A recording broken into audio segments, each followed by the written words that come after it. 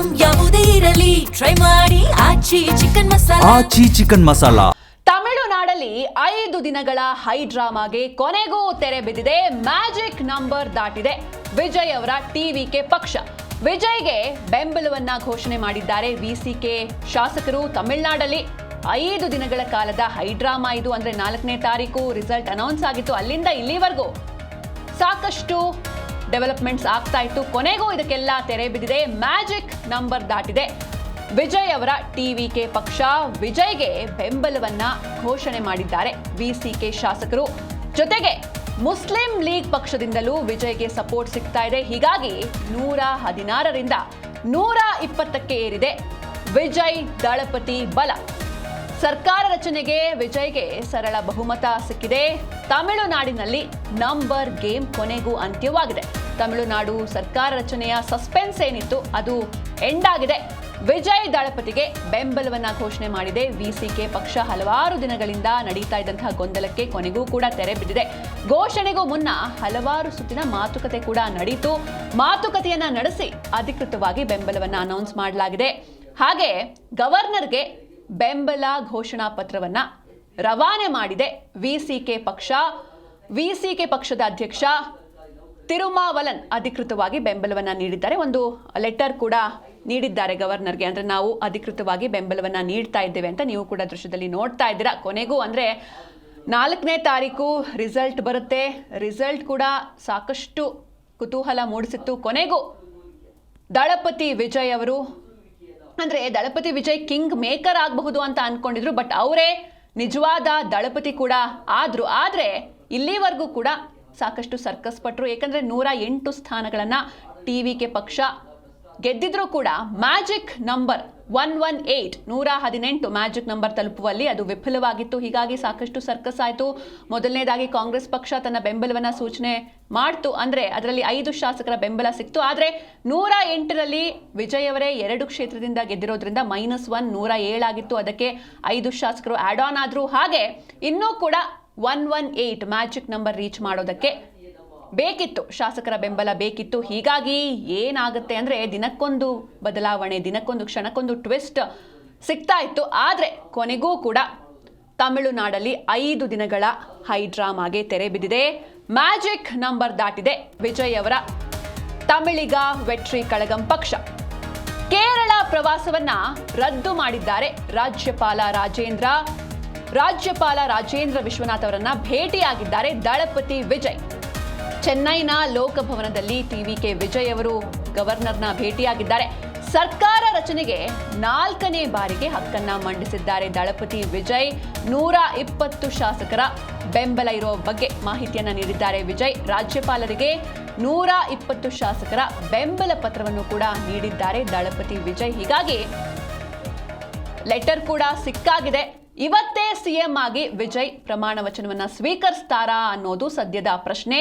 ಲೋಕಭವನದಲ್ಲೇ ಸರಳವಾಗಿ ಈ ಕಾರ್ಯಕ್ರಮ ನಡೆಯುತ್ತಾ? ಹಾಗಾದ್ರೆ ಇವತ್ತೇ ವಿಜಯ್ ಅವರು ಪ್ರಮಾಣ ವಚನವನ್ನ ಸ್ವೀಕಾರ ಮಾಡುವಂತಹ ಎಲ್ಲಾ ಸಾಧ್ಯತೆ ಕೂಡ ಇದೆ. ಅಂದ್ರೆ ಸಿಂಪಲ್ ಆಗಿ ಲೋಕಭವನದಲ್ಲಿ ಸರಳವಾಗಿ ಪ್ರಮಾಣ ವಚನವನ್ನ ಸ್ವೀಕರಿಸಬಹುದು ಎನ್ನುವಂತ ಮಾಹಿತಿಗಳು ಸಿಗ್ತಾ ಇದೆ. ಯಾಕಂದ್ರೆ 2 ಬಾರಿ ರದ್ದಾಗಿತ್ತು. 7ನೇ ತಾರೀಕೆ ಅವರಿಗೆ ಪ್ರಮಾಣ ವಚನ ಸ್ವೀಕಾರ ಮಾಡಬೇಕಿತ್ತು ವಿಜಯ್ ಅವರು. ಆದ್ರೆ ಆಗ್ಲೇ ಹೇಳ್ದ ಹಾಗೆ 118 ಮ್ಯಾಜಿಕ್ ನಂಬರ್ ಕ್ರಾಸ್ ಆಗಿರಲಿಲ್ಲ. ಅದಾದ್ಮೇಲೆ ನಿನ್ನೆ ಕೂಡ ಪ್ರಮಾಣ ವಚನವನ್ನ ಸ್ವೀಕರಿಸಬಹುದು ಎನ್ನುವಂತ ಒಂದು ಕುತೂಹಲ ಇತ್ತು. ಆದ್ರೆ ಇವತ್ತಿಗೆ ಎಲ್ಲಕ್ಕೂ ಕೂಡ ಎಲ್ಲ ಹೈ ಡ್ರಾಮಾಗಳಿಗೂ ಕೂಡ ತೆರೆ ಬಿದ್ದಿದೆ. ಹೀಗಾಗಿ ಇವತ್ತು ಗವರ್ನರ್ ಅವರನ್ನ 4ನೇ ಬಾರಿಗೆ ವಿಜಯ್ ಅವರು ಮೀಟ್ ಆಗಿದ್ದಾರೆ. ಮೀಟ್ ಆಗಿ ಸರ್ಕಾರ ರಚನೆಗೆ 4ನೇ ಬಾರಿಗೆ ಹಕ್ಕನ್ನು ಕೂಡ ಮಂಡಿಸಿದ್ದಾರೆ ವಿಜಯ್. 120 ಶಾಸಕರ ಬೆಂಬಲ ಇರೋ ಬಗ್ಗೆ ಮಾಹಿತಿಯನ್ನ ನೀಡಿದ್ದಾರೆ ವಿಜಯ್. ರಾಜ್ಯಪಾಲರಿಗೆ 120 ಶಾಸಕರ ಬೆಂಬಲ ಪತ್ರವನ್ನ ನೀಡಿದ್ದಾರೆ. ಹೀಗಾಗಿ ಅವರು ಆಕ್ಚುಲಿ ಗವರ್ನರ್ ಕೇರಳ ಟೂರ್ಗೆ ಹೋಗಬೇಕಿತ್ತು. ಆದ್ರೆ ಆ ಪ್ರವಾಸವನ್ನ ರದ್ದು ಮಾಡಿದ್ದಾರೆ. ಯಾಕಂದ್ರೆ ವಿಜಯ್ ಅವರನ್ನ ಭೇಟಿ ಆಗಬೇಕಿತ್ತು. ಹಾಗೆ ಪೊಲಿಟಿಕಲ್ ಡೆವಲಪ್ಮೆಂಟ್ಸ್ ಇರೋ ಕಾರಣ ಕೇರಳ ಪ್ರವಾಸವನ್ನ ರದ್ದು ಮಾಡಿದ್ರು ರಾಜ್ಯಪಾಲ Rajendra. After this, today morning, I have consulted with our party general secretaries, Sindhani Chelvan and Ravi Kumar. After a long discussions, we have decided like CPI and CPM only for forming the government, no other commitments. We extended our support without any participation in the ministry, any other terms and conditions. Unconditionally, we have to support to Mr. Vijay to form his government. So, we have given supporting letter to TVK to attain the magic number 118. Now he got 118 members to form new government in Tamil Nadu. But our governor, honorable governor, not yet give an appointment to meet him. Really, it is very shocking.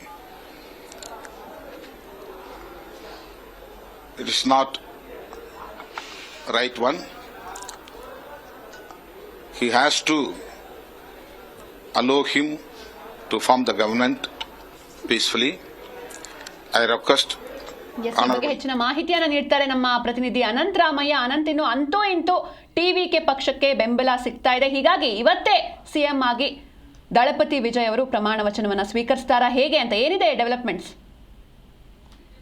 ಏನು ಈಗಾಗಲೇ 2-3 ದಿವಸದಿಂದಲೂ ಕೂಡ ಏನು ಚೆನ್ನೈನ Nehru ಸ್ಟೇಡಿಯಂನಲ್ಲಿ already ಎಲ್ಲ stage ಅನ್ನು ಕೂಡ set ಮಾಡಿದ್ರು TVK ಕಾರ್ಯಕರ್ತರು ಮತ್ತೆ ಮುಖ್ಯಮಂತ್ರಿ ಆಗಿ. ಹೀಗಾಗಿ ಯಾವುದೇ ಸಮಸ್ಯೆ ಏನಿಲ್ಲ, ಅಂದ್ರೆ ಅವರು ಪ್ರಮಾಣ ವಚನ ಸ್ವೀಕಾರ ಮಾಡ್ಲಿಕ್ಕೆ. ಬಟ್ ರಾಜ್ಯಪಾಲರಿಂದ ಒಂದು ಅಂತಿಮವಾಗಿರುವಂತ ಏನು ಗ್ರೀನ್ ಸಿಗ್ನಲ್ ಬೇಕಾಗಿದೆ. ಆ ಹಿನ್ನೆಲೆಯಲ್ಲಿ ನೋಡಿದಾಗ ಈಗ ವಿಜಯ್ ಅವರಿಗೆ ಏನು ಇದು 4ನೇ ಬಾರಿ ರಾಜ್ಯಪಾಲರನ್ನ ಭೇಟಿ ಮಾಡ್ತಾ ಇರುವಂತದ್ದು. ಅಂದ್ರೆ ತಮಿಳುನಾಡಿನ ಮಟ್ಟಿಗೆ ನಾವ್ ಹೇಳೋದಾದ್ರೆ ವಿಜಯ್ ಅವರ ಒಂದು ಪಕ್ಷದ ಸಂಘಟನೆ ಆಗಿರ್ಬೋದು ಮತ್ತೆ ಪಕ್ಷದ ಗೆಲುವು ಎಲ್ಲವೂ ಇತಿಹಾಸ, ಜೊತೆಗೆ ಇದು ಒಂದು ಇತಿಹಾಸ ಅಂತಲೇ ಹೇಳ್ಬೋದು ನಾವು. ಕಾರಣ ಏನಪ್ಪಾ ಅಂದ್ರೆ 2-3 ಬಾರಿ ಭೇಟಿಯಾಗಿ 3ನೇ ಬಾರಿನೂ ಕೂಡ ಇನ್ನೇನ್ ಆಯ್ತು, ಇವತ್ತು 11 ಗಂಟೆಗೆ ಏನು ಪ್ರಮಾಣ ವಚನ ಸ್ವೀಕಾರ ಮಾಡ್ತಾರ ಅಂತ ಹೇಳಲಾಗ್ತಿದೆ. ಬಟ್ ಕೊನೆ ಕ್ಷಣದಲ್ಲಿ ಬದಲಾವಣೆ ಆಗಿದ್ರಿಂದಾಗಿ ವಿಸಿಕೆ ಅವರಿಗೆ ಬೆಂಬಲವನ್ನ ಕೊಡ್ಲಿಲ್ಲ ಅನ್ನೋ ಕಾರಣಕ್ಕೋಸ್ಕರ ಮತ್ತೆ ರಾಜ್ಯಪಾಲರು ಏನು ನಂಬರ್ ಇಲ್ಲ, ಆ ನಂಬರ್ ನಿಮ್ಗೆ ಹೇಗ್ ಹೊಂದಿಸ್ತೀರ ಅಂತ ಹೇಳಿ ಹಲವಾರು ಕ್ವಶನ್ಸ್ ಅನ್ನ ಮಾಡಿದ್ರು. ಈ ಹಿನ್ನೆಲೆಯಲ್ಲಿ ಇವತ್ತು ಇಡೀ ದಿನ ವಿಸಿಕೆ ಶಾಸಕರನ್ನ ಕನ್ವಿನ್ಸ್ ಮಾಡುವಂತದ್ದೇ ನಡೀತು. ಕೊನೆಗೂ ಕೂಡ ವಿಸಿಕೆ ಅನ್ಕಂಡೀಷನಲ್ ಆಗಿ ಈಗ ಏನು ಬೆಂಬಲವನ್ನ ಕೊಟ್ಟಿರುವಂತದ್ದು ಟಿವಿಕೆಗೆ. ಆ ಹಿನ್ನೆಲೆಯಲ್ಲಿ ಈಗಷ್ಟೇ ಏನು ವಿಸಿಕೆ ಶಾಸಕರು ಜೊತೆಗೆ ಇನ್ನಿತರ ಲೆಫ್ಟ್ ಪಾರ್ಟಿಗಳ 4 ಶಾಸಕರ ಬೆಂಬಲದೊಂದಿಗೆ ಈಗಾಗಲೇ ಏನು ರಾಜ್ಯಪಾಲರನ್ನ ಭೇಟಿ ಮಾಡಿದ್ದಾರೆ. ಬಟ್ ಕೊನೆ ಕ್ಷಣದಲ್ಲಿ ಇನ್ನೂ ಒಂದು ಕನ್ಫ್ಯೂಷನ್ಸ್ ಇತ್ತು. ಏನು ರಾಜ್ಯಪಾಲರು ಕೇರಳಕ್ಕೆ ಹೊರಟಿದ್ದಾರೆ, ಹಾಗಾಗಿ ಬಹುಶಃ ಇವತ್ತು ಸಿಗೋದು ಡೌಟ್ ಅಂತ ಹೇಳ್ಬಿಟ್ಟು ಹಾಗೆ ಆ ಒಂದು ಗೊಂದಲಕ್ಕೂ ಕೂಡ ತೆರೆ ಬಿದ್ದು ಈಗಾಗಲೇ ರಾಜ್ಯಪಾಲರು ತಮ್ಮ ಕೇರಳ ಪ್ರವಾಸವನ್ನ ರದ್ದು ಮಾಡಿ ವಿಜಯ್ ಅವರ ಒಂದು ಏನು ಆ ಬೆಂಬಲವನ್ನ ಅಥವಾ ವಿಜಯ್ ಅವರಿಗೆ ಒಂದು ಕ್ಲಿಯರೆನ್ಸ್ ಅನ್ನು ಕೊಡಲ ದೃಷ್ಟಿನಲ್ಲಿ ಅವರು ತಮ್ಮ ಕೇರಳ ಪ್ರವಾಸವನ್ನು ಕೂಡ ರದ್ದು ಮಾಡಿದ್ರು.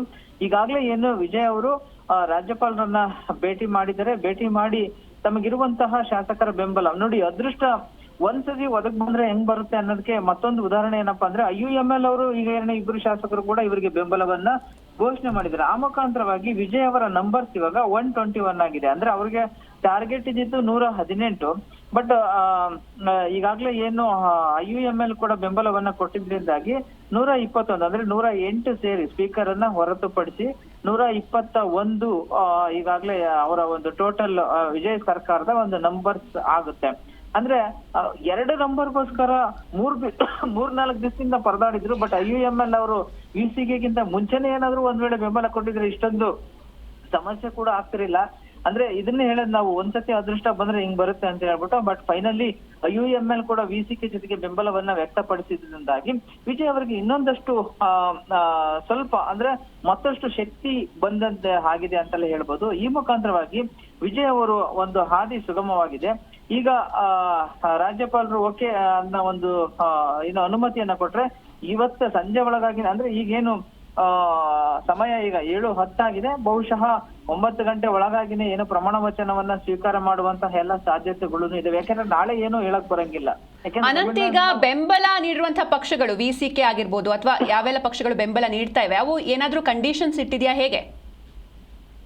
ಬಟ್ ಇಲ್ಲಿವರೆಗಾಗಿನ ಯಾವುದೇ ಅಂತ ಒಂದು ಡಿಮ್ಯಾಂಡ್ಸ್ ಅಂತ ಏನು ಇಲ್ಲ. ಬಟ್ ಅನ್ಕಂಡೀಷನಲ್ ಆಗಿ ಎಲ್ಲರೂ ಕೂಡ ಬೆಂಬಲವನ್ನ ಕೊಟ್ಟಿದ್ದಾರೆ. ಬಟ್ ಮುಂದಿನ ದಿನಗಳಲ್ಲಿ ಅದು ಇದ್ದೇ ಇರುತ್ತೆ. ಕಾರಣ ಏನಪ್ಪಾ ಅಂದ್ರೆ ಈಗ ವಿಜಯ್ ಅವರಿಗೆ ನಂಬರ್ಸ್ ಅಂದ್ರೆ ನಮ್ಮಿಂದಲೇ ಸರ್ಕಾರ ಆಗಿದೆ ಅನ್ನೋದನ್ನ ಅವರು ಬಹಿರಂಗವಾಗಿ ಹೇಳದೆ ಇದ್ರು ಕೂಡ ಬಟ್ ಒಳಗೇನೆ ಅವ್ರಿಗೆ ಇದ್ದೇ ಇರುತ್ತೆ. ನಾವು ಇಬ್ರು ಅಂದ್ರೆ ಈಗ ವಿಸಿಗೆ ಅದರಲ್ಲೂ ಫೈನಲ್ ಆಗಿ ಇವ್ರು ಸಪೋರ್ಟ್ ಕೊಟ್ಟಿರೋದ್ರಿಂದಾಗಿ ನಾವು ಕೊಟ್ಟಿದ್ವು, ಹಾಗಾಗಿನೇ ವಿಜಯ್ ಮುಖ್ಯಮಂತ್ರಿ ಆಗಿದ್ದಾರೆ ಅಂದ್ರೆ ಅವರು ಒಂದು ಗೆರೆ ಹಾಕಿದ್ರು ಕೂಡ ವಿಜಯ್ ಅವರು ಅದನ್ನ ಅವರ ಸಮ್ಮತಿಯನ್ನ ಪಡೆದೇ ದಾಟಬೇಕಾಗುತ್ತೆ. ಅಂದ್ರೆ ಅಂತ ಒಂದು ಬಿಗಿ ಆಗಿರುವಂತಹ ಒಂದು ಸ್ಥಿತಿನಲ್ಲಿ ಈಗ ವಿಜಯ್ ಅವರು ಇರುವಂತದ್ದು. ಕಾರಣ ಏನಪ್ಪಾ ಅಂದ್ರೆ ಅವಾಗ ತುಂಬಾ ಎಡ್ಜಲ್ಲಿ ಇದ್ದಾರೆ.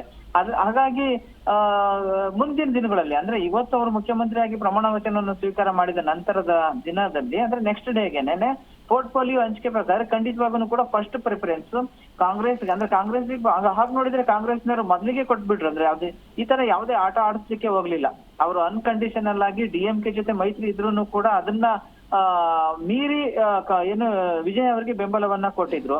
ಹಾಗಾಗಿ ಫಸ್ಟ್ ವಿಜಯ್ ಅವರಿಗೆ ಕಾಂಗ್ರೆಸ್ ಅವರಿಗೆ 5 ಖಾತೆಗಳಾಗಿರ್ಬೋದು, ಇನ್ನಿತರ CPI ಮತ್ತು CPIM ಅವ್ರಿಗೆ 2 ಅಂದ್ರೆ ಅವ್ರಿಗೆ 4 ಆಗಿರ್ಬೋದು, ಇನ್ನು IUML 2 ಜೊತೆಗೆ VCK 2 ಅಂದ್ರೆ ಟೋಟಲ್ ಆಗಿ ಇವರು ಎಲ್ಲಾ ನಂಬರ್ಸ್ ಸೇರಿದಾಗ 11 ಜನ ಆಗುತ್ತೆ. ಫಸ್ಟ್ ಈ 11 ಶಾಸಕರ ಡಿಮ್ಯಾಂಡ್ಸ್ ಏನಿದೆ ಅಥವಾ ಅವ್ರು ಏನ್ ಕೇಳ್ತಾರೆ ಅದನ್ನೆಲ್ಲಾನು ಕೂಡ ಕಂಪ್ಲೀಟ್ ಆಗಿ ಅವ್ರಿಗೆ ಒಪ್ಪಿಗೆ ಕೊಟ್ಟು ಅಥವಾ ಅವರ ಒಂದು ಡಿಮ್ಯಾಂಡ್ಸ್ ಅನ್ನ ಫುಲ್ಫಿಲ್ ಮಾಡಿನೇ ಮುಂದೆ ಹೋಗ್ಬೇಕಾಗುತ್ತೆ ವಿಜಯ್ ಅವರು. ಅಂದ್ರೆ TVKಗೆ ನೆಕ್ಸ್ಟ್ ಚಾನ್ಸ್ ಅಂದ್ರೆ ಅವರು ಶಾಸಕರು ಹೊಸದಾಗಿ ಗೆದ್ದಿರೋದ್ರಿಂದ ಮೊದಲ ಬಾರಿ ಗೆದ್ದಿರೋದ್ರಿಂದಾಗಿ ಕೆಲವರಿಗೆ ನಡೀತೈತೆ ಏನಾಗೋದಿಲ್ಲ. ಬಟ್ ಅವ್ರದ್ದು ಫಸ್ಟ್ ಪ್ರಿಫರೆನ್ಸ್ ಬಂದ್ಬಿಟ್ಟು ಯಾರೆಲ್ಲ ತಮ್ಮ ಜೊತೆಗೆ ಮೈತ್ರಿ ಮಾಡ್ಕೊಂಡಿದ್ರಲ್ಲ ಅವರ ಒಂದು ಡಿಮ್ಯಾಂಡ್ಸ್ ಏನಿದೆ ಅದನ್ನ ಈಡೇರಿಸಲೇಬೇಕಾಗುತ್ತೆ. ಆ ಕೆಲಸವನ್ನ ಕೂಡ ಮಾಡೇ ಮಾಡ್ತಾರೆ. ಅದಕ್ಕೆ ಒಪ್ಪಿ ಕೂಡ ಒಳಗಡೆ ಚರ್ಚೆ ಆಗಿರುತ್ತೆ. ಬಟ್ ಅದು ಬಹಿರಂಗವಾಗಿ ಇನ್ನೂ ವ್ಯಕ್ತಪಡಿಸಿಲ್ಲ. ಬಹುಶಃ ಅದೆಲ್ಲವನ್ನು ಅವರು ಫಸ್ಟ್ ಅವ್ರ ಡಿಮ್ಯಾಂಡ್ಸ್ ಅನ್ನು ಈಡೇರಿಸಿನೇ ಮುಂದೆ ವಿಜಯ್ ಅವರು ಬೇರೆ ತಮ್ಮ ಪಾರ್ಟಿಯ ಏನು ಶಾಸಕರುಗಳಿಗೆ ಪೋರ್ಟ್ಫೋಲಿಯೋ ಅಥವಾ ಇನ್ನಿತರ ಡಿಮ್ಯಾಂಡ್ಸ್ ಅನ್ನ ಈಡೇರಿಸಬೇಕಾಗುತ್ತೆ.